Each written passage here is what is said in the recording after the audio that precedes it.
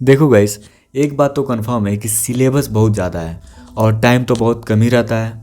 जब आप pharmacy start करते हो तो एक अलग ही जुनून होता है, एक अलग तरह का जोश होता है, लेकिन धीरे धीरे ये जुनून और जोश सब भीतरे मिल जाता है।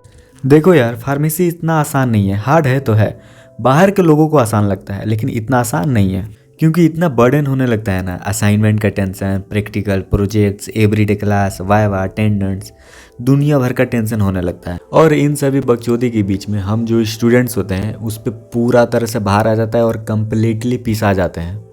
किसी भी तरह का पढ़ाई करने के लिए इंटरेस्ट होना उस सब्जेक्ट में, उस कोर्स में काफ़ी ज़्यादा इंपॉर्टेंट है। अगर इंटरेस्ट नहीं रहेगा ना तो आपको कोई भी टॉपिक सब्जेक्ट्स पढ़ने में मज़ा नहीं आएगा और लॉन्ग टाइम तक याद नहीं रहेगा, जो कि हमें याद करना रखना काफ़ी ज़्यादा इंपॉर्टेंट है। फार्मेसी एक प्रोफेशनल डिग्री है, हर एक सब्जेक्ट्स को, हर एक टॉपिक्स को मॉडिफाई करके पढ़ना पड़ता है। जब आप कोई भी टॉपिक को, कोई भी सब्जेक्ट को मॉडिफाई करते हो तो इससे आपको ये बेनिफिट होता है कि आप लॉन्ग टाइम तक उसको याद करके रखते हो, जो कि हमें करना है और हर हाल में करना है। जब आप टॉपिक को, सब्जेक्ट को मॉडिफाई करते हो तो भले ही कुछ टाइम के बाद वो चीज़ भूल जाओ, लेकिन कम से कम एक दो बार जब आप देखोगे ना तो आपको कॉन्सेप्ट याद आ जाएगा कि हाँ, हम इस तरह से पढ़े थे, ये कॉन्सेप्ट, ये दिमाग लगा कर पढ़े थे।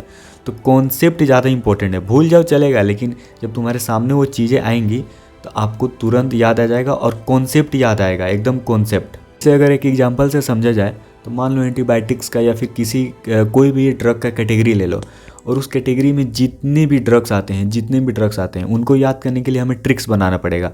मतलब कि एक स्टोरी बनाना पड़ेगा, एक कहानी बनाना पड़ेगा।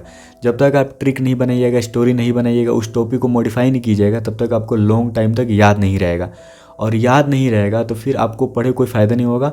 तो इसीलिए जब आप स्टोरी बनाएंगे, मॉडिफाई करेंगे, ट्रिक्स बनाएंगे, तो आपको कॉन्सेप्ट क्लियर होगा, कॉन्सेप्ट याद रहेगा कि आप जब भी क्वेश्चंस देखें या फिर कहीं देखें, पढ़ा हुआ देखें, कहीं गूगल में कहीं भी देखें, तो वो कॉन्सेप्ट आपको याद आ जाए। और फिर जब कॉन्सेप्ट याद आ जाएगा तो कुछ कुछ चीज़ें भी फिर याद आना शुरू हो जाएगा।